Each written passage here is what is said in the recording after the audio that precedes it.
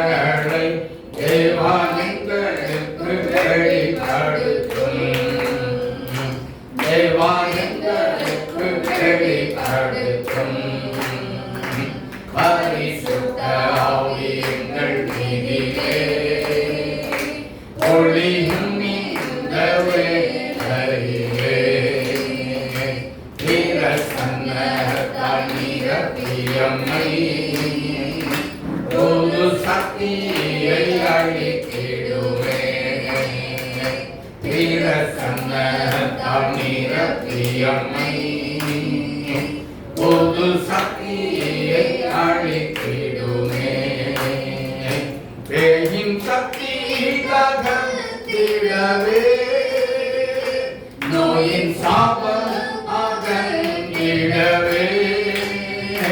பேயின் சக்தி அகற்றிடவே நோயின் சாபம் அகற்றிடவே. வல்லமை தாரும் நலமும் அருளும். வல்லமை தாரும் நலமும் அருளும். வரம் தந்த மையாபிஷேகியும். வரம் தந்த மையாபிஷேகியும். பரிசுத்த ஆவி எங்கள் மீதிலே ஒளியும் இந்த வேளையிலே பிரசன்னத்தால் நிரப்பியம்மை புது சக்தியை அளித்திடுமே. பிரசன்னத்தால் நிரப்பியம்மை புது சக்தியை அளித்திடுமே. அல்லேலூயா. ஆவியானவர் தியானத்துக்கென்று நமக்கு கொடுத்த ஒரு வேத பகுதி 2 கொரிந்தியரின் புஸ்தகம் 2ஆம் அதிகாரம் 11வது வார்த்தை வாசிக்க கேட்கிறோம். சாத்தானாலே நாம் மோசம் போகாதபடிக்கு அப்படி செய்தேன். அவனுடைய தந்திரங்கள் நமக்கு தெரியாதவைகள் அல்லவே.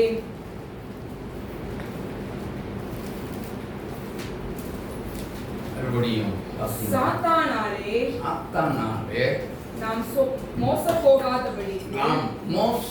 போகாதபடிக்கு அப்படி செய்தேன். அவனுடைய தந்திரங்கள் நமக்கு தெரியாதவைகள் அல்லவே. ஆமென்.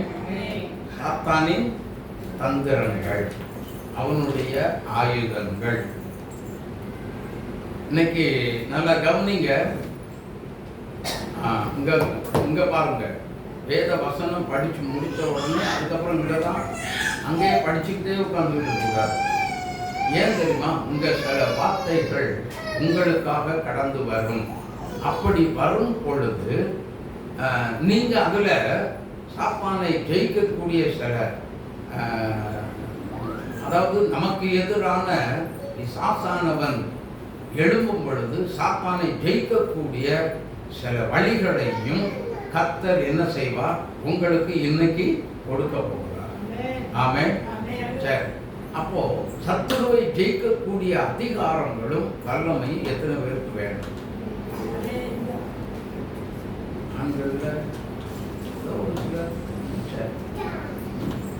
அந்த சத்துருடைய, அதாவது வேதம் சொல்லுகிறது, நமக்கு பிரதானமான ஒரு எதிரி இருக்கிறார். அவன்தான் பிசாசு. அவன்தான் பொல்லாத சத்துரு. அவன்தான் வஞ்சகன். பொறாமையை உண்டாக்குகிறார். இந்த உலகத்தின் அதிபதி. இன்னும் என்னென்ன சொல்றோமோ நிறைய பேர் வேதத்துல இருக்கிறது.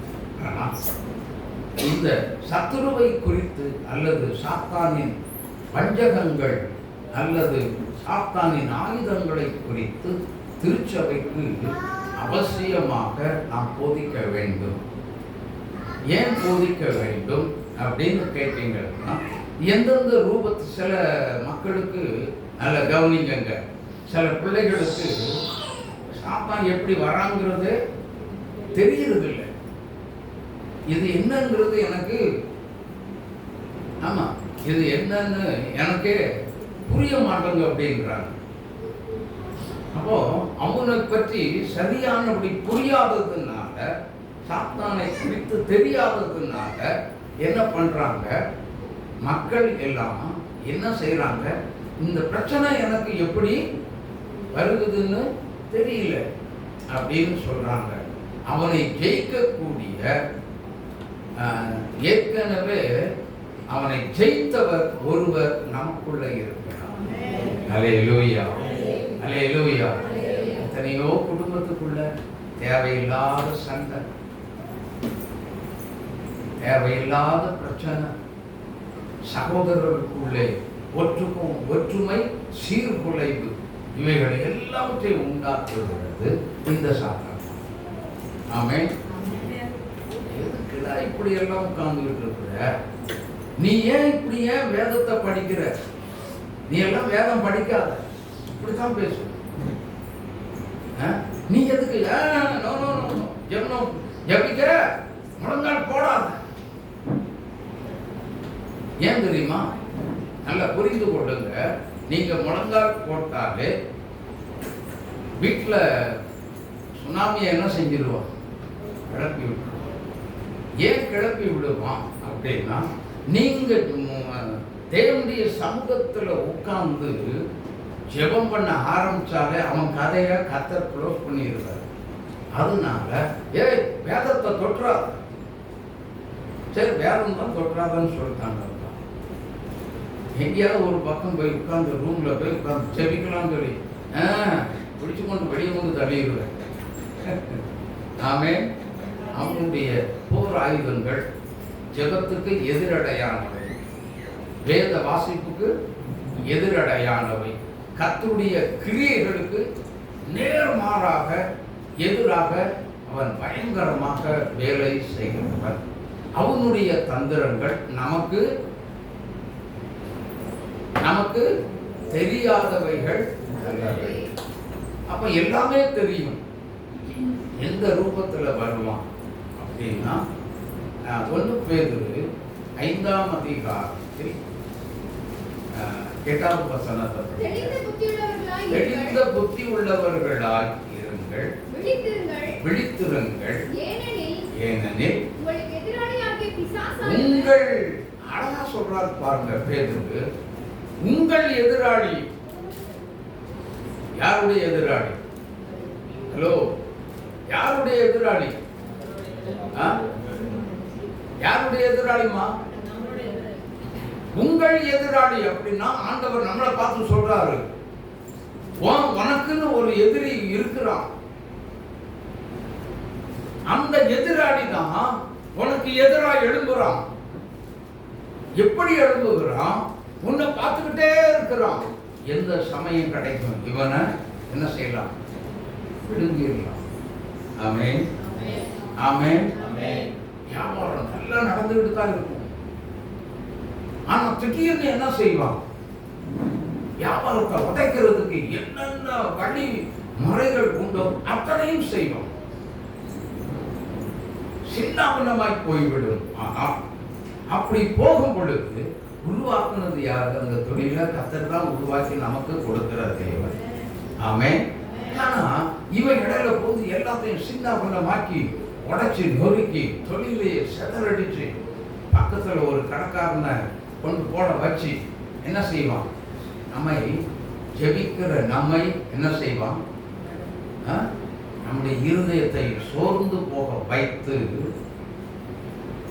என்ன ஜோம் பண்ணி என்னத்தை காண்போம். இந்நாள் வரைக்கும் நமக்கு நல்ல பிசினஸ் நடந்துச்சு. இன்றைக்கு நான் சும்மா உட்கார்ந்து இருக்கிறேன். யோசித்து பாருங்க. எனக்கு ஒரு ஊழியக்காரர் தெரியும், என்னுடைய நண்பர் தான், ராஜு பாஸ்டருடைய நண்பர் தான். ஒரு காலத்தில் இயேசு ராஜா தேவாலயத்தின் ஊழியத்தில் அவருங்க வந்தவர் தான். அவர் ஒரு நாள் சொன்னார், அண்ணே நான் ஏன் இப்படி இருக்கேன் அப்படின்னு எனக்கே புரியல. நல்ல கிருபை இருக்கு, நல்ல வரங்கள் இருக்கு, செய்வன கட்டுகளை உடைக்கக்கூடிய அதிகாரம் இருக்கு. ஏய் விசாசெல்லாம் அலறி வெளியே ஓடுன நாட்கள் உண்டு. ஆனால் இன்றைக்கு நான் சும்மா இருக்கிறேன். நான் ஏன் இப்படி இருக்கிறேன்? நான் ஏன் இப்படி இருக்கிறேன்? பெருமையாக இருக்கிறேன் என்று அவருடைய ஒரு புலங்கள். பாருங்க, அநேகரை இப்படித்தான் பொல்லாத சாஸ்திரம் என்ன செய்கிறான்? விழ தள்ளுவதற்கு அவன் விழிப்பாக இருக்கிறான். ஆமென்.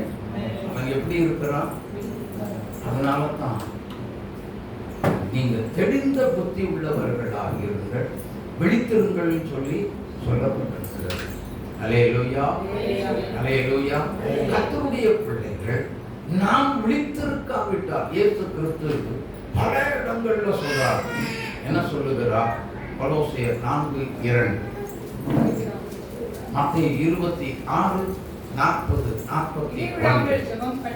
பாருங்க, ஸ்தோத்திரத்துடன் ஜெபத்தில் விழித்திருங்கள். ஸ்தோத்திரம் பண்ற இடத்துல மட்டும் அவன் வரவே மாட்டான். அந்த ஒன்றை பார்த்தா போதும், ஒரே ஓட்டமா ஓடியே போய்விடும். ஏன் அப்படின்னு கேட்டீங்கன்னா, பிரச்சனைக்கு எதிராக நல்லா புரிஞ்சுக்கோங்க விசுவாசிகள். ஹலோ, உங்க கவனிங்க விசுவாசிகள். ஒரு பிரச்சனை வந்துருச்சுன்னா, ஒரு போராட்டம் வந்துருச்சு அப்படின்னு சொல்லி சொன்னா, முதலாவது பிரச்சனைகளுக்கு முன்பதாக யாருமே என்ன செய்யக்கூடாது? பதஷ்டம் அடையக்கூடாது. அல்லேலூயா. மதராதீங்க. பதஷ்டம் அடைஞ்சிட்டோம் அப்படின்னு சொல்லி சொன்னா நம்ம செதற வச்சிருவோம். ஆவிக்குரிய வாழ்க்கையை செதற வச்சிருவோம். ஜெபத்தை நம்மை விட்டு எடுத்து போடுவோம். நம்முடைய சமாதானத்தை நம்ம விட்டு எடுத்து போடுவோம். தேவனால் நமக்கு கொடுக்கப்பட்ட இயேசுவின் பேரில் வைக்கப்பட்ட விசுவாசத்தை அவர் உடைத்து தகர்த்தெறிந்து விடுவார். ஆகவே பிரச்சனை வந்துருச்சா, போராட்டம் வந்துருச்சா, பதஷ்டம் அடையாதீங்க. மாறாக என்ன செய்யணும்? இயேசுவே, பிரச்சனை வந்ததுக்காக ஸ்தோத்திரம். இப்படி வீட்டில் இருக்கவங்க பைபிளை தூக்காதான் சொல்லி உங்களுக்கு எதிராக விசாசானவன் வீட்டில் இருக்கவங்களை தூண்டி விட்டான்னு வைங்க. ஆண்டவரே, அவங்களுக்குள்ள இருந்து கிரியை செய்கிற ஆவி எனக்கு எதிராக போராடினதுக்காக உமக்கு ஸ்தோத்திரம், அதை முறியடித்து தகர்த்ததுக்காக உமக்கு ஸ்தோத்திரம். இந்த வார்த்தைகளை உபயோகப்படுத்துங்க. ஆமே. துதி ஸ்தோத்திரம் எங்க இருக்கிறதோ அங்க அவன் இருக்கவே மாட்டான். அல்லேலூயா. அதனால உங்களுடைய ஜெபங்களில் விசுவாசிகள், நல்ல கவனிங்க, விசுவாசிகள் ஜெபிக்கும் பொழுது அதிகமாக என்ன செய்ய வேண்டும்? ஜெபத்தில் அதிகமாக துதி ஸ்தோத்திரங்களை ஏறெடுக்க வேண்டும். அல்லேலூயா. ஏன் துதி ஸ்தோத்திரங்களை ஏறெடுக்க வேண்டும்? சங்கீதம் 50 கடைசி வசனத்தை வாசித்து பாருங்கள். ஸ்தோத்திர பலி ஏறெடுக்கிறவன் என்னை மகிமைப்படுத்துகிறான். தானியேலின் புஸ்தகம் 6ஆம் அதிகாரம் 10வது வசனத்தை வாசியுங்கள். சீக்கிரம். தானியேல் 6:10. தானியேலோவென்றால்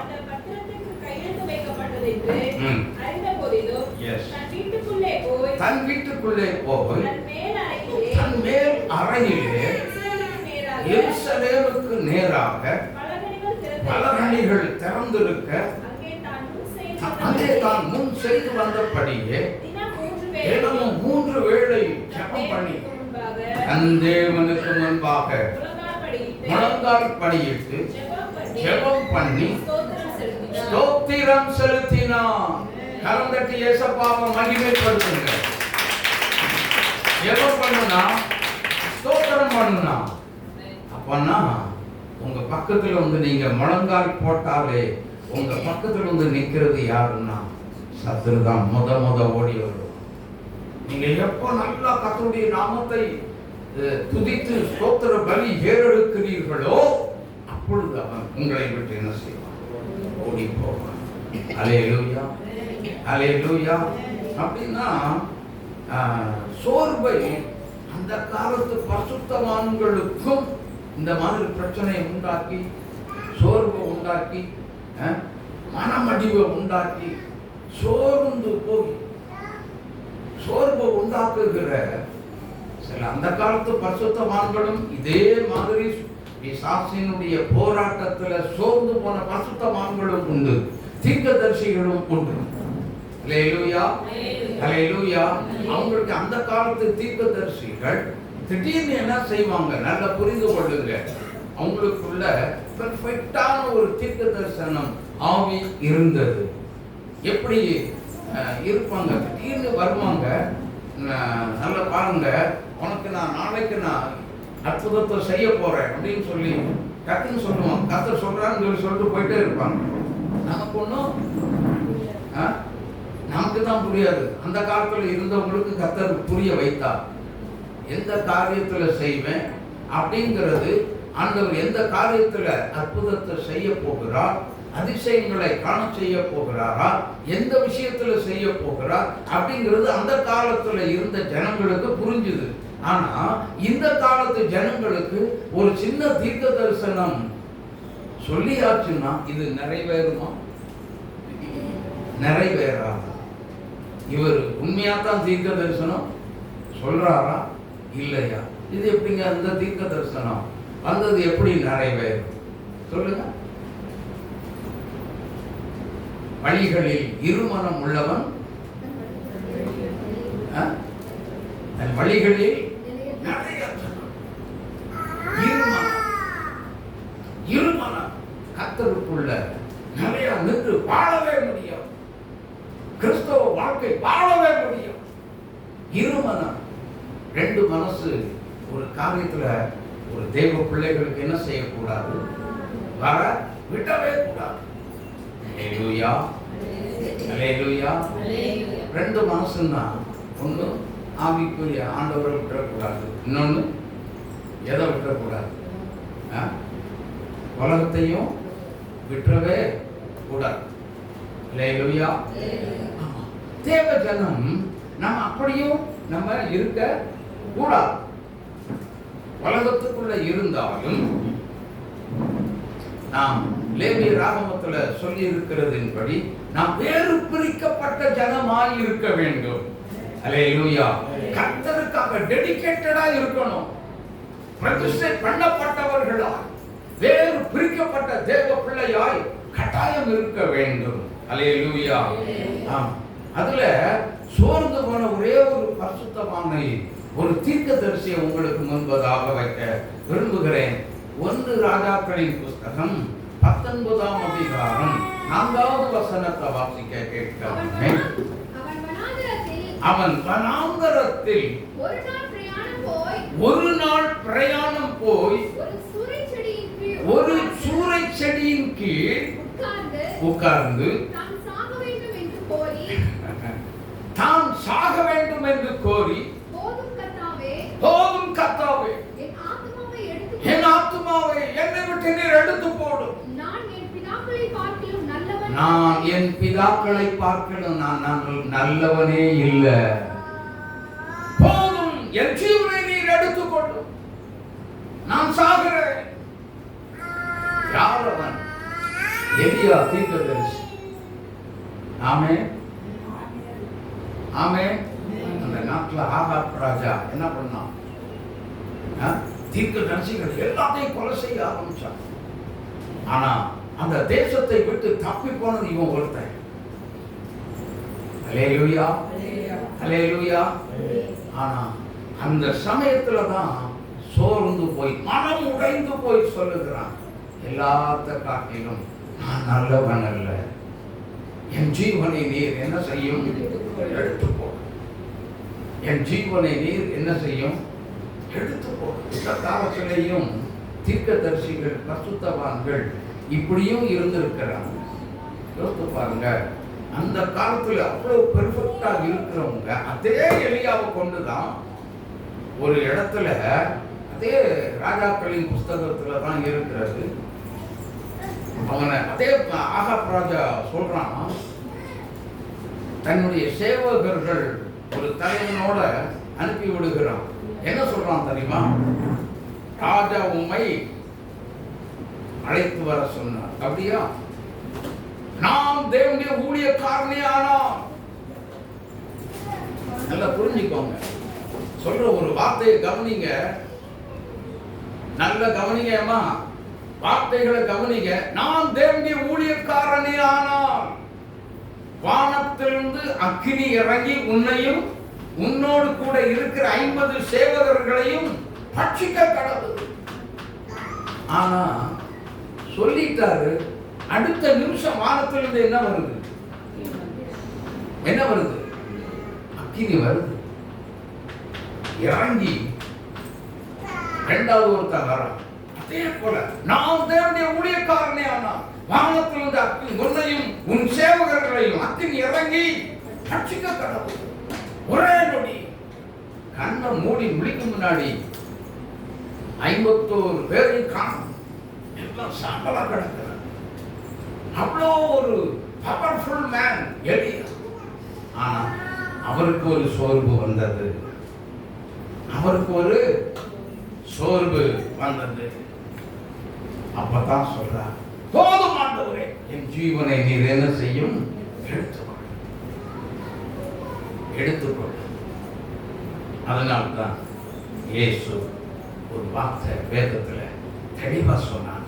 லூக்கா எழுதின சுவிசேஷம் 18ஆம் அதிகாரம் 1வது வசனத்தை வாசிக்க கேட்கும். சோர்ந்து போகாமல் எப்பொழுதும் என்ன செய்யுங்க? ஜெபம் பண்ண வேண்டும் என்று சொன்னார். சோர்ந்து போகாதீங்க, சோர்ந்து போகாதீங்க. கண்டு உங்களை அழைத்த கர்த்தர் ஒருபோது கைவிடவே மாட்டார். ஆமென், ஆமென். எலியா சூறை செடியின் கீழ் படுத்துக் கொண்ட பொழுது என்ன நடக்கிறது தெரியும்? எலியாவே, இங்கே உனக்கு என்ன வேலை? எழுந்திரு. எலியாவே, எழுந்திரு.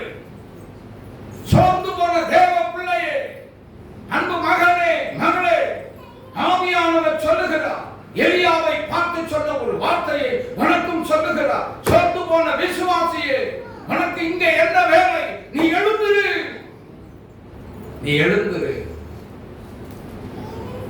அப்பொழுதுதான் சொல்லுகிறார், எல்லாரை பார்க்கிறேன், நான் நல்லவன் அல்ல, என் ஆத்மாவை நீர் எடுத்துக்கொள். உலக வாழ்க்கை எனக்கு கசந்து போனது, போதும், நான் வாழ்ந்தது போதும், என்னை எடுத்துக்கொள். ஹல்லேலூயா, ஹல்லேலூயா. சோர்வு. அடுத்தது சொல்றாரு, என்ன சொல்றாரு? எழுந்திரு, பின்னாடி பாரு. பார்த்தா என்ன இருக்குது? அவன் விழித்து பார்க்கிற போது இதோ தலையில் சுடப்பட்ட அடையும் ஒரு பாத்திரத்தில் தண்ணீரும் அவன் தலைமாட்டில் இருந்தது. அவன் தலைமாட்டில் இருந்தது. அப்பொழுது அவன் குசித்து குடித்து திரும்ப படுத்துக் கொண்டான். மறுபடியும் என்னாச்சு? எழுந்தாரு, சாப்பிட்டாரு, தண்ணியை குடிச்சாரு, சொப்பு அங்கே வச்சுட்டாரு, முடிஞ்சது. Chapter close. அவருடைய சோர்வு, அவருடைய சோர்வு, ஒரு பரிசுத்தவானின் சோர்வு, ஒரு தீர்க்கதரிசியின் சோர்வு இன்னும் நீங்கினதே இல்லை, விலகவே இல்லை. மறுபடியும் படுத்துக் கொண்டார். சோர்வு. சாத்தானின் முதல் ஆயுதம் என்னது? முதல் ஆயுதம் என்னது? சத்தமா சொல்லுங்க. சோர்வு, சோர்வு. அதனால்தான் சோர்ந்து போகாதே, நீ விழித்திருந்து ஜெபம் செய். ஹல்லேலூயா, ஹல்லேலூயா. விழித்திருந்து ஜெபம் பண்ணு.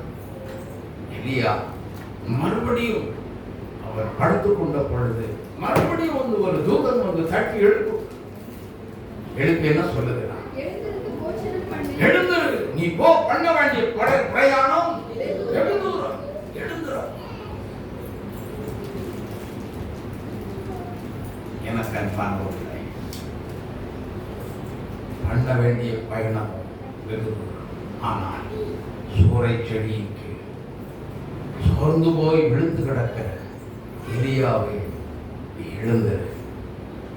எலியாவே, நீ எழுந்திரு.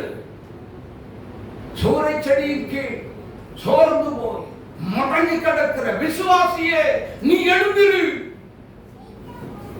நீ முடங்கி கிடக்கிற காலம் இதுவல்ல.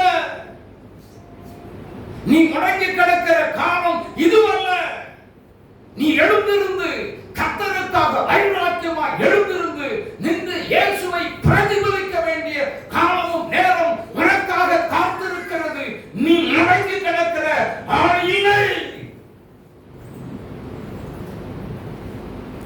மறுபடியும் எழுந்தார், சாப்பிட்டார், ஒரு சப்பு தண்ணி குடித்தார், நடக்க ஆரம்பித்தார்.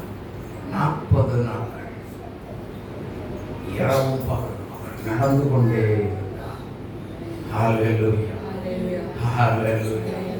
சோர்ந்து போகிறவனுக்கு சத்துவத்தை கொடுக்கிற கர்த்தர் நமக்குள்ளே தான் இருக்கிறார். பலத்தை கொடுக்கிற தேவாதி தேவன் நமக்குள்ளே இருக்கிறார். ஆகவே விசுவாசி, நீ சோர்ந்து போகாதே. நமக்கு எதிராக தான் எல்லா வேலையும் கொண்டு வருவான், தடைகளை கொண்டு வருவான், தூக்கத்தை கொண்டு வருவான். தூக்கம் எப்படி வரும்? பயங்கரமா வரும், கண்ணை உள்ள இழுக்கும். என்ன பண்ணிடாதீங்க, என்ன பண்ண வேண்டாம், தூங்கிடாதீங்க. நீ தூங்கினா அப்பதான் வேலை செய்வான், அப்பதான் வேலை செய்வான். வீட்டுக்குள்ள ஜெபம் பண்ணாத அப்படின்னு சொல்லி சொன்னால் நீ தைரியமா முழந்தால் போடு, நடப்பது நடக்கட்டும், கர்த்தர் துணையாக இருப்பான்.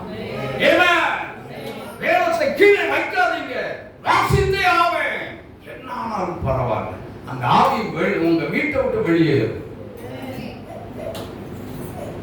உங்களுக்கு எதிராய் போராடுகிற பொல்லாத சத்துரு வீட்டை விட்டு வெளியேறும். ஆனப்படி நான் சோர்ந்து போகாதீங்க, இயேசுவை நோக்கி பாருங்க. அவர் சோர்ந்து போகிறவனுக்கு சத்துவத்தை பலத்தை கொடுக்கிறார். கண்டுனை அழைத்த தேவன் கைவிடுவாரோ? கண்டுனை அழைத்த தேவன் கைவிடுவாரோ? சோர்ந்து போகாதே மனமே, சோர்ந்து போகாதே. மாக்களித்த தேவனை பாடிக்கொண்டாடு, மாக்களித்த தேவனை இன்னும் கைத்தனாடு ஓக்கமான ஆவி உன்னை தாங்க மங்காடு. ஓக்கமான ஆவி உன்னை தாங்க மங்காடு. சோர்ந்து போகாதே மனமே, சோர்ந்து போகாதே. சோர்ந்து போகாதே, சோர்ந்து போகாதீங்க. சோதனை வழியிலே தப்பிச் செல்வதற்கு பல வழிகளை கர்த்தர் நமக்கு வைத்திருக்கிறார். ஆகவே அவ்வழியாகத்தான் இயேசுவும் கடந்து வந்தார். நமக்கு ஒரு நிச்சயமாய் நமக்கு ஒரு ஜெயம் காத்திருக்கிறது, ஒரு வெற்றி உண்டு, நமக்கு தோல்வி இல்லை. ஆனபடியினால் சத்துருவை எதிர்த்து என்ன செய்யுங்க, தைரியமாய் முழங்கால் படியிட்டு துதித்து ஸ்தோத்திரம் பண்ணுங்க.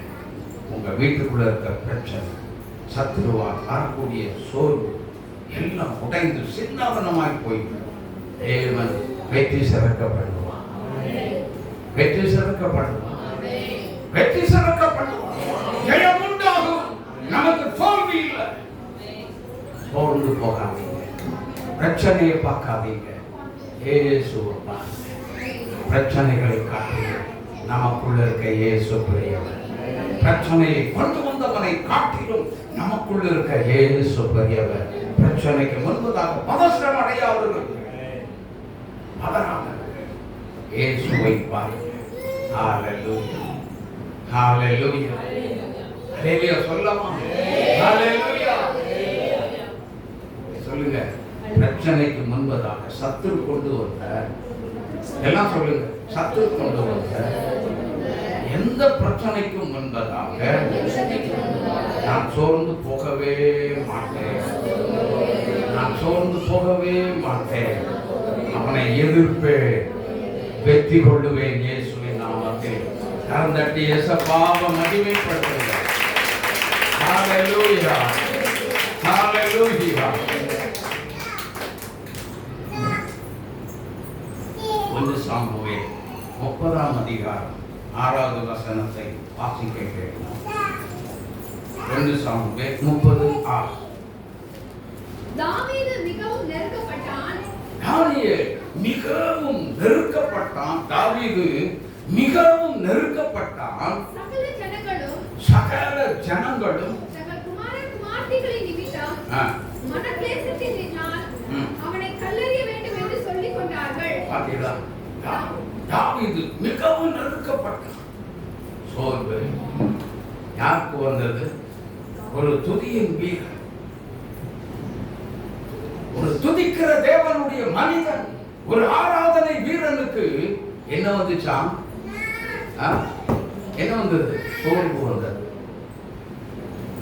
அவனுக்கு ஒரு போராட்டம். அவனை கல்லெறிஞ்சு கொண்டு முடிவு பண்ணி விட்டார். ஆனால் தாவீதை கல்லெறிந்த எறிய முடிந்ததா? இல்லவே. தேவன் அவனுக்கும் ஒரு அந்த சோர்வில் வெற்றியை கொடுத்து அவனை தட்டி எழுப்பினது உண்மையானால் உங்களையும் அப்படிப்பட்ட சோதனையிலும் போராட்டத்திலும் ஆவியானவர் சொல்லுகிறார், சத்துருவால் வரக்கூடிய பயங்கர போராட்டத்தில் நின்று இன்றைக்கு இந்த காலை வேளையில் அவனுடைய பயங்கரமான ஆயுதங்களை எதிர்த்து நிற்கிற ஒரு பயங்கரமான சக்தி வாய்ந்த ஆயுதமாக உங்களை இன்றைக்கு அபிஷேகம் பண்ண போகிறார். ஹல்லேலூயா, ஹல்லேலூயா. ஆகவே சத்துருவை எதிர்த்து நிற்கக்கூடிய திராணியும் இன்றைக்கு உங்களுக்குள்ளே, சகல பலமும் சக்தியும் இன்றைக்கு உங்களுக்குள்ளே ஆவியானவர் கொடுக்கும்படி வந்திருக்கிறார். யாருமே என்ன செய்யாதீங்க, சோர்ந்து போகாதீங்க. என கண்பான தேவனுடைய பிள்ளைகளே, ஏசாயா தீர்க்கதரிசன புத்தகம் 40ஆம் அதிகாரம் 29 முதல் 31 உள்ள வசனத்தை வாசிக்கிற நல்லா புரிஞ்சுக்கோங்க. சோர்ந்து போகிறவனுக்கு அவர் பலன் கொடுத்து, சத்துவம் இல்லாதவனுக்கு சத்துவத்தை கொடுத்து பெருக பண்ணி,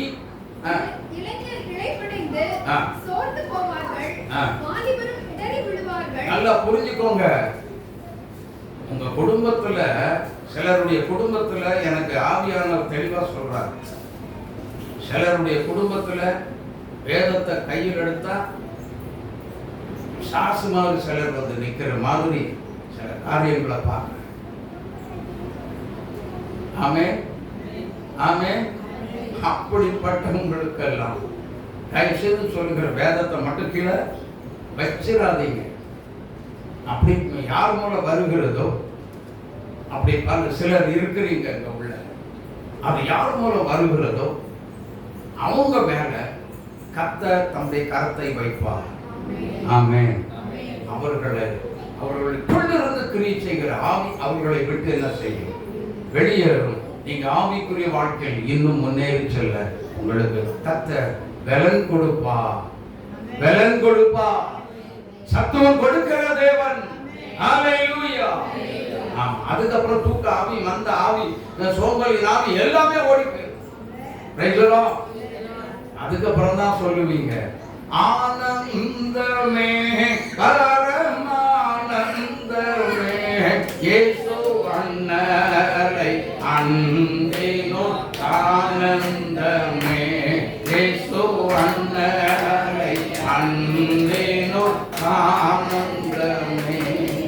அப்படி அழகா நீங்க ஜோரா பாடி கர்த்தருடைய நாமத்தை என்ன செய்வீங்க? மகிமைப்படுத்துவீங்க. கர்த்தர் அந்த அளவுக்கு கடைசி அந்த 31வது வசனத்தை வாசித்து பாருங்க. நல்லா புரிஞ்சுக்கோங்க. கர்த்தருக்கு காத்திருக்கிறவர்களோ புது பலன் அடைவார்கள். ஹலோ, உங்க நல்லா கவனித்துக் கொள்ளுங்க.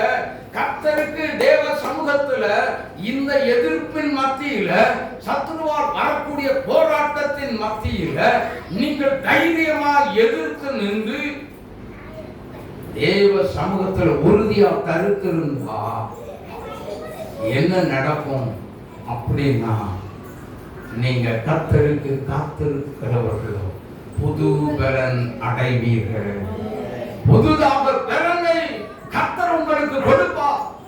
அந்த பரிசுத்தாவியானவர் உங்களை பலப்படுத்துவார். ஆமென். நீங்கள் சோர்ந்தே போக விடவே மாட்டார். ஆமென்.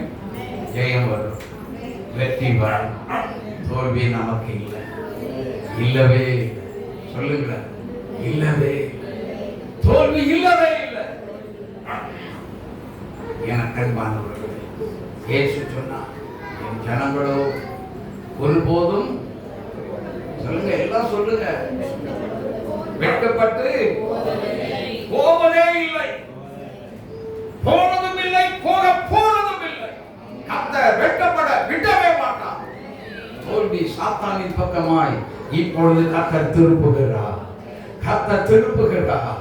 உங்க குடும்பத்தில் இருந்து போராடுகிற, உங்களுக்கு எதிராய் போராடுகிற எல்லா போராட்டத்துக்கும் எதிராக கர்த்தர் உங்களுக்கு ஆதரவாய் யார் போராட வந்திருக்கிறானோ, உங்களை சோர்வுற செய்ய வந்திருக்கிறானோ, அவனுக்கு எதிராக கர்த்தருடைய கரம் எழும்பிவிட்டது. சோர்ந்து போகாதீங்க, இயேசுவை மகிமைப்படுத்துங்க. ஹalleluya, ஹalleluya. அடுத்தது எதை கொண்டு வருகிறார் அப்படின்னா, அவருடைய ஆயுதத்தை தெளிவா புரிந்து கொள்ளுங்க. யாக்கோபு முதலாம் அதிகாரம் 6-7 வசனங்களை வாசிக்கிறேன். ஆனாலும் அவன் எவ்வளவாயிலும் சந்தேகப்படாமல் விசுவாசத்தோடு கேட்க கடவன். விசுவாசத்தோடு கேட்க கடவன். சந்தேகப்படுகிறவன் காற்றினால் அடிபட்டு அலறுகிற கடலின் அலைக்கொப்பாய் இருக்கிறான். அப்படிப்பட்ட மனுஷன் தான் கர்த்தரிடத்தில் எதையாகிலும் பெறலாம் என்று நினையாதிருப்பானாக. நினைச்சு கூட பார்த்துறான்டா. திருமணம் உள்ளவன் தன் வழியெல்லாம் நிலையற்றவனாய் இருக்கிறான். இந்த வார்த்தை முதல்ல வந்துருச்சுல்ல. ஹல்லேலூயா, ஹல்லேலூயா. அதனால இப்போ உங்களுக்கு ஆண்டவர் தெளிவா பேசிட்டு இருக்கிறாரு. என்ன சொல்றாரு? இந்த விஷயத்துல நீங்க என்ன செய்யாதீங்க, யாரும் என்ன செய்யாதீங்க, பிரச்சனையை பார்க்காதீங்க. நீங்க பிரச்சனையை பார்த்தீங்கன்னா உங்க இருதயத்துல என்னதான் வந்துடும்? சோர்வு வந்துடும். அடுத்த சோர்வு வந்த மாதிரி இருக்கும். இயேசுவின் மேலையும் உள்ள விசுவாசமும் அவர் கொடுத்திருப்பார். இந்த வருஷத்துல உனக்கு ஒரு ஜெயம் தரேன் அப்படின்னு சொல்லியிருப்பாரு. ஆனா என்ன நடக்கும் தெரியுமா? அதுக்கு எதிர்மறையாவே நடக்கும். அதை பார்த்தா நமக்கு இந்த வருஷத்துல இது செய்வேன்னு சொல்லிட்டாருல்ல, நமக்கு ஏன் இப்படி நடந்துகிட்டு இருக்கு அப்படின்னு கேள்வியே கேட்காதீங்க. அப்ப அதுக்கு என்ன செய்யணும்? நடப்பதெல்லாம் நன்மைக்கே, நன்மைக்கே நன்றி சொல்லி மகிழ்வே இன்றைக்கே. நடப்பதெல்லாம் நன்மைக்கே, நன்மைக்கே நன்றி சொல்லி மகிழ்வே இன்றைக்கே. நன்றி நன்றி எல்லாம் நன்மைக்கே நன்றி, நன்றி நன்றி எல்லாம் நன்மைக்கே நன்றி அப்படின்னு சொல்லி பாடி என்ன செய்யுங்க? ஆண்டவரே, இதெல்லாம் ஒழிஞ்சு போனதுக்காக உமக்கு ஸ்தோத்திரம். பிரச்சனையை பார்த்தீங்கன்னா புலம்ப ஆரம்பிச்சிருவீங்க, சோர்ந்து போவீங்க. ஹல்லேலூயா, ஹல்லேலூயா. சோர்வு வந்துவிடும். அடுத்தது உங்களுடைய விசுவாசத்தை சீர்குலைத்து அதை பலகீனப்படுத்தி என்ன செய்வான்? அவிசுவாசத்தை உண்டாக்கி விடுவான். ஹல்லேலூயா, ஹல்லேலூயா. நான் என்னத்தை ஜோமணி உள்ள அந்த போரு முடியவே மாட்டாங்க. என்னதான் உபவாசம் இருந்து நடக்கவே இல்லையா? ஆலயத்துக்கு போய் எதற்கு என்ன பயன்? இயேசுவை நான் எதற்காக நான் ஏற்றுக்கொண்டேன்? நோ யூஸ் என்று சொல்லுகிறது முட்டாள்தனமான ஒரு காரியம். வேதத்தில் நமக்கு ஏராளமான வாக்குத்தத்தங்கள் கர்த்தர் கொடுத்திருக்கிறார். ஆமென். ஆண்டவர் சொல்றார் பாருங்க, ஏசாயா தீர்க்கதரிசன புஸ்தகத்துல தெளிவா சொல்றார். 41ஆம் அதிகாரம் 10வது வசனத்திலிருந்து 13 உள்ள வசனம் வரைக்கும் வாசிங்க. நீ பயப்படாதே, நான் உன்னுடனே இருக்கிறேன். திகையாதே, நான் உன் தேவன், நான் உன்னை பலப்படுத்தி நான் உன்னை பலப்படுத்துவேன். பாருங்க, பலன் இல்லைன்னு சொல்றீங்க. ஆண்டவர் சொல்றாரு, நீ பயப்படாத, நான் உன் கூட தான் இருக்கேன், நான் உன்னை பலப்படுத்துவேன். நான் உன்னை பலப்படுத்தி சகாயம் பண்ணுவேன். உனக்கு என்ன செய்வேன்? சகாயம் செய்வேன், இரக்கம் செய்வேன். என் நீதியின் வலது கரத்தினால் உன்னை என்ன செய்வேன்? தாங்குவேன். இதோ நல்லா புரிஞ்சுக்கோங்க. இதோ உன்மேல் எரிச்சலாய் இருக்கிற யாவரும் வெட்கி அடைவார்கள். வெட்கி அடைவார்கள், அசிங்கப்பட்டுருவாங்கன்னு சொல்றார். ஆமென். ஹalleluya. அசிங்கப்பட்டு போவார்கள். எனக்கு அன்பானவர்களே, கொஞ்சம் சிந்தித்து பாருங்க.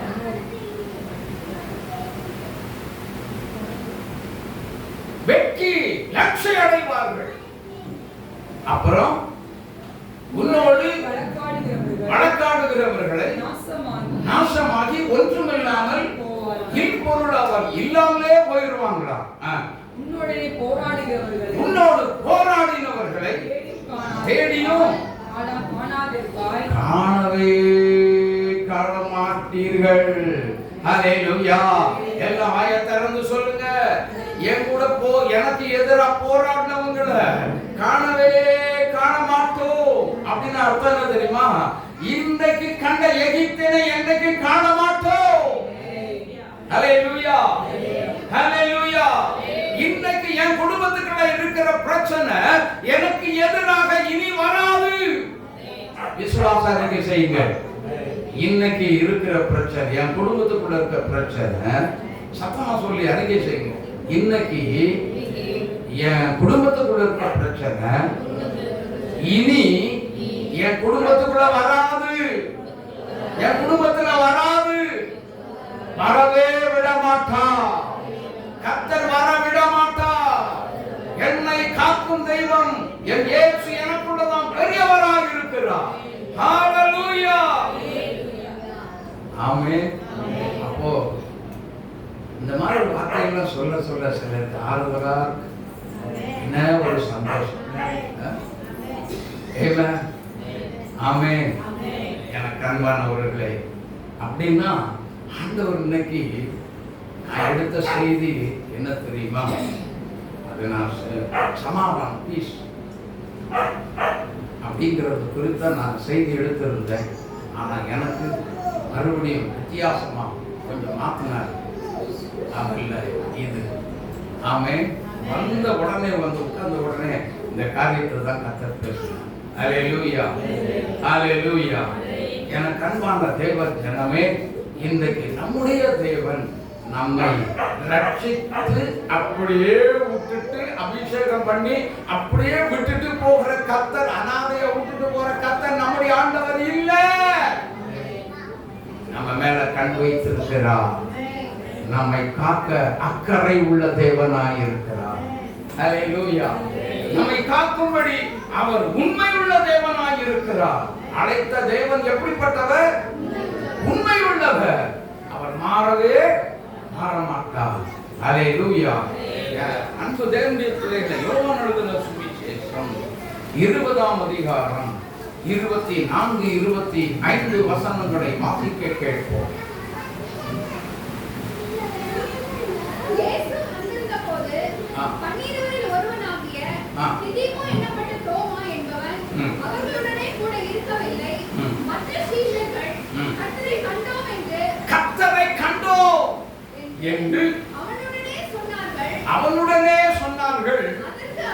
அதற்கு அவன் நல்ல புரிஞ்சுக்கோங்க, அவருடைய கைகளில் ஆணிகளால் உண்டான தழும்புகளில்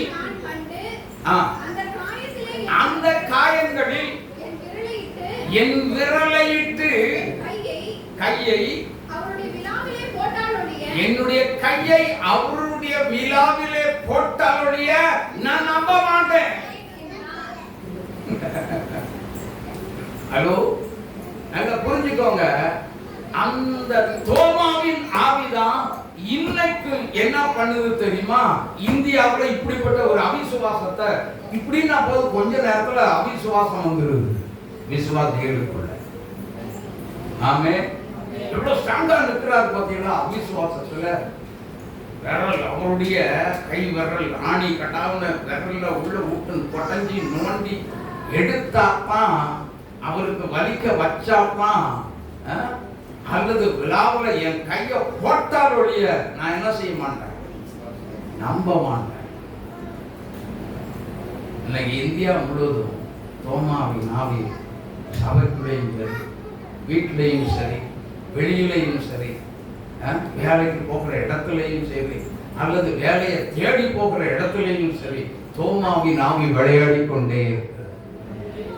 அதனால அந்த தோமாவின் ஆவி எப்படி விளையாண்டாலும் அந்த ஆவிக்கு இடம் தராம சோர்ந்து போகாதே அப்படின்னு சொல்லுகிறவருடைய சத்தத்தை கேட்டு நம்ம சோர்ந்தே போக வேண்டாம். ஆமென். அவிசுவாசப்படாத. அவிசுவாசம் உனக்கு தோல்வியை கொண்டு வரும். விசுவாசம் உள்ளவனாயிரு. பயப்படாதே, விசுவாசம் உள்ளவனாயிரு. எவரு சொல்றான், என் வீட்டுக்குள்ள வர்றதுக்கு தகுதி, பயப்படாதே. என்ன, என்னுடைய வேலைக்காரன் கொடிய ரோகத்தினால் பாதிக்கப்பட்டிருக்கிறார், பயப்படாதே, விசுவாசம் உள்ளவனாயிரு, தைரியமாயிரு என்று சொல்லுங்க. ஆமென். ஆண்டவர் போனார்.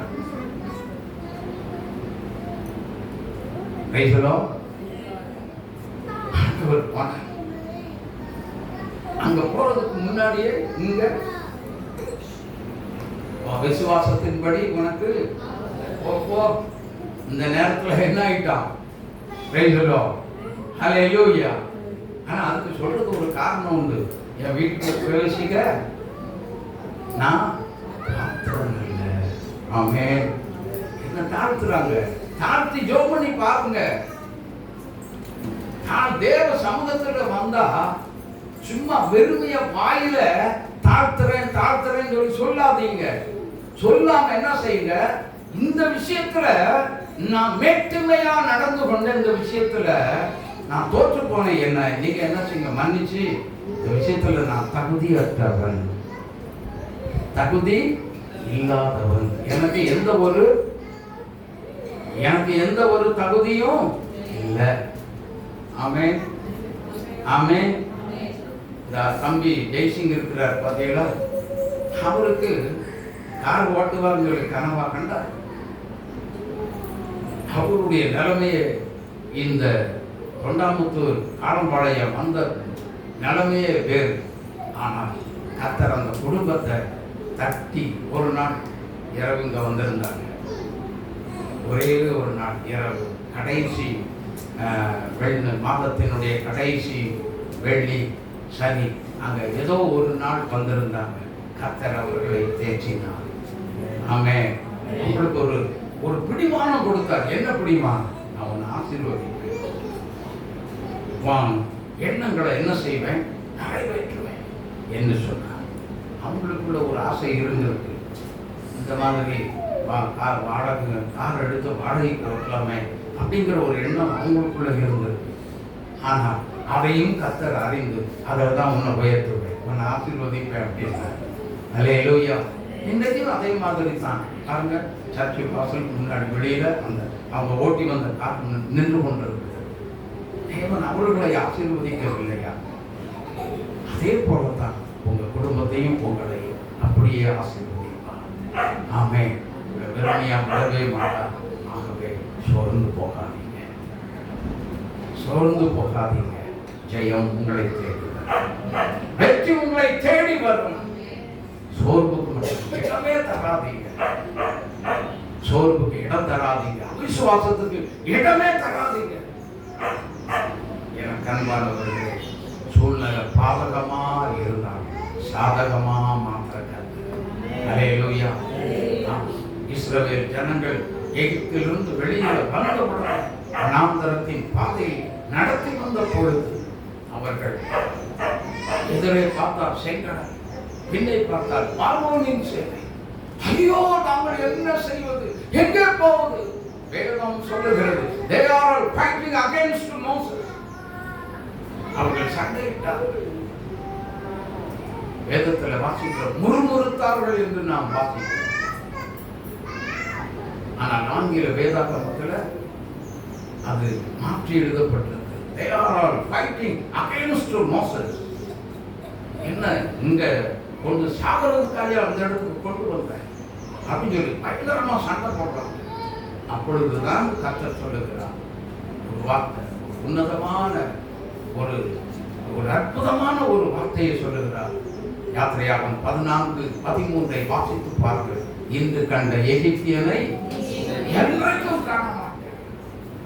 அப்படின்னா அர்த்தம் என்ன தெரியுமா? இப்போ உங்க சரீரத்தில் இருக்கிற பலகீனம் இனி என்றைக்குமே காண மாட்டீர்கள். உங்க குடும்பத்துக்குள்ள இருக்க பிரச்சனை, போராட்டம், பலகீனம் எதுவாக இருந்தாலும் இன்றைக்கு காண்கிறது இனி ஒரு நாள் காணவே மாட்டீர்கள் என்று சேனைகளின் கர்த்தர் சொல்லுகிறார். ஹalleluya. யாரந்தட்டி இயேசுவை மகிமைப்படுத்துங்க.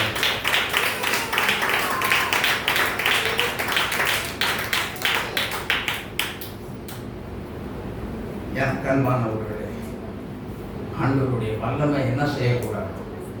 சந்தேகமா நினைச்சு கூட பார்த்திடக்கூடாது. அதுலதான் உங்களுக்கு அற்புதம் காத்திருக்கு. அதுலதான் உங்களுக்கு ஒரு பெரிய விடுதலையே காத்திருக்கிறது. ஆகவே சோர்ந்து போகாதீங்க. கர்த்தர் சோர்ந்து போகிறவனுக்கு சத்துவத்தை பலத்தை கொடுத்து உயர்த்துகிற கர்த்தர். அல்லேலூயா. சத்தாய் நிஷ்களமா ஒரு சாமியே உம்மிலதா சித்தாய் ஆனந்தமா தீகள் இந்த திருத்துவமே சத்தாய் நிஷ்களமா. எனக்கு அன்பானவர்களே, ஆவிக்குரிய வாழ்க்கையில போராட்டம் போராட்டம் போராட்டம் வாழவே முடியாது அப்படிங்கிற சூழ்நிலை இருக்கலாம். இன்றைக்கு கர்த்தர் அதை மாற்றுகிறார். இன்றைக்கு அதை மாற்றுகிறார். மாற்றி உங்களை வாழ வைக்க இயேசு உங்க குடும்பத்துக்குள்ள வந்திருக்கிறார். உங்க வீட்டுக்குள்ள வந்திருக்கிறார். ஆவிக்குரிய நல்ல வாழ்க்கை வாழ வைப்பதற்கு, உங்களை ஆசீர்வதிப்பதற்கு, உங்களுடைய குடும்பத்தை பாழாய் கிடக்கிற உங்களுடைய குடும்பத்தை உயர்த்துவதற்கு இயேசு இந்த கூடாரத்துக்குள்ள இயேசு இந்த கூடத்துக்குள்ள வந்து உங்களை ஆசீர்வதிக்க விரும்பிதான் அந்த இடத்துக்குள்ள வந்திருக்கிறார். கவலையே படாதிருங்க.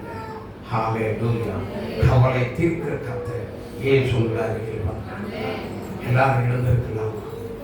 கவலைகள் தீர்ப்பார், கண்ணீர் துடைப்பார், கடைசி மட்டும் கைவிடாதிருப்பார், பவ மன்னிப்பருள்வார், பாக்கியம் கொடுப்பார், பரம பதவியினை எந்த கழிப்பார், என் மீட்பர் போயிரோ இருக்கையிலே எனக்கென்ன குறை உண்டு நீ சொல் மனமே, எனக்கென்ன குறை உண்டு நீ சொல் மனமே. தெரிவிக்கலாமா? ஆண்டவரே, நிறைய பேருக்கு கர்த்தர் பேசி இருக்கிறார். சூழ்நிலையை பார்க்காம என்னை நோக்கி பா. இயேசுவே, உம்மை நோக்கி பார்க்கிறேன். என்று எல்லாரும் சொல்லுங்க. தயவுசெய்து வாலிபர்கள் கண்ணை திறக்காதீங்கப்பா. கண்களை மூடி ஜெபம் பண்ணுங்க. எல்லாம் கண்களை மூடி ஜெபம். Thank you, Jesus. Thank you, Jesus. Thank you, Lord. Thank you, Father. எல்லாம் வாயை திறந்து ஜெபம் பண்ணுங்க. உங்க பிரச்சனைக்கு காரணமாக இருக்கிற சத்துருவை கடிந்து கொண்டு ஜெபம் பண்ணுங்க. வீட்டை விட்டு வெளியேறுன்னு சொல்லுங்க. இயேசுவின் நாமத்தில் யாருக்குள்ளிருந்து வருகிறதோ, பிரச்சனை உருவாக்குறதோ, உங்களுக்குள்ளிருந்து கிரியை செய்கிற ஆவியை இயேசுவின் நாமத்தில் கடிந்து கொண்டு ஜெபம் பண்ணுங்க. இப்பொழுது உடைய போகிறது. இப்பொழுது அந்த பிரச்சனைகள் போராட்டம் இப்பொழுது இயேசுவின் நாமத்தில் இப்பொழுது உடைய போகிறது. ஹalleluya, hallelujah. Thank you, Jesus. நன்றி இயேசுவே. ஆண்டவர்ட்ட சொல்லுங்க, இயேசுப்பா நான் உங்க பிள்ளை தானே. ஏன் எனக்கு இந்த போராட்டம் சொல்லி கேட்காதீங்க. இந்த போராட்டம் வந்ததுக்காக ஸ்தோத்திரம். இது இப்பொழுது உடைகிறதுக்காக மட்டும் ஸ்தோத்திரம் சொல்லுங்க. உடைந்து விட்டதுக்காக ஸ்தோத்திரம் சொல்லுங்க. செங்கடல் மாதிரி இருக்கும், ஆனா ரெண்டா பழக்கம். இன்னைக்கு அந்த பிரச்சனை ரெண்டா உடைக்கிறான். கர்த்தர் ரெண்டா உடைச்சு அதுல ஒரு வழியை திறந்து கொடுக்கிறார். கவலையே படாதீங்க, பயப்படாதீங்க. கர்த்தர் பிரச்சனைகளை உடைத்து விட்டார். கர்த்தருடைய நாமத்தினால இப்பொழுது பிரச்சனை உடைகிறது. அந்த கால ஆவியுடைய வல்லமைகள் இயேசு கிறிஸ்துவின் நாமத்தில் உடைந்து நொறுங்கி சின்னாபனமாய் போகிறது. ஜெயம் கொடுக்கிற கர்த்தர் உங்களோடு கூட இன்னைக்கு இந்த காலை வேளையில உங்க குடும்பத்துக்குள்ள வந்து அவைகளை உடைத்து தகர்த்தெறிந்து போட்டு விட்டதுக்காக கரந்தட்டி இயேசுவாவை மகிமைப்படுத்துங்க. தடைகளை தகர்க்கிற கர்த்தர் நீங்க 2:13 படி அவர் உங்களுக்கு முன்னே சென்று கொண்டிருக்கிறார். ஹalleluya. உங்க வீட்டுக்குள்ள வருவா. நீங்க போறதுக்கு முன்னாடியே உங்க வாசலுக்குள்ள அவர்தான் முன்னாடி போவா. இன்னைக்கு தடை மாற்றப்படும். இன்றைக்கு தடைகள் உடைந்து நொறுங்கி போகும். இன்று கண்ட எகிப்தியனை இனி என்றைக்குமே காணவே மாட்டீர்கள். பாடலாமா? எல்லாரும் அந்த பக்தியோடு விசுவாசத்தோடு இந்த பாடலை எல்லாரும் சேர்ந்து நாம் பாடுவோம். இன்று கண்ட எகிப்தியனை என்றுமே இனி காண்பதில்லை. இன்று கண்ட எகிப்தியனை என்றுமே இனி காண்பதில்லை.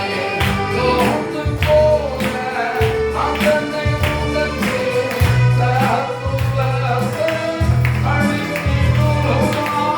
தோற்று போன அதனை உனக்கு தத்துவத்தை அழித்திடுவார்.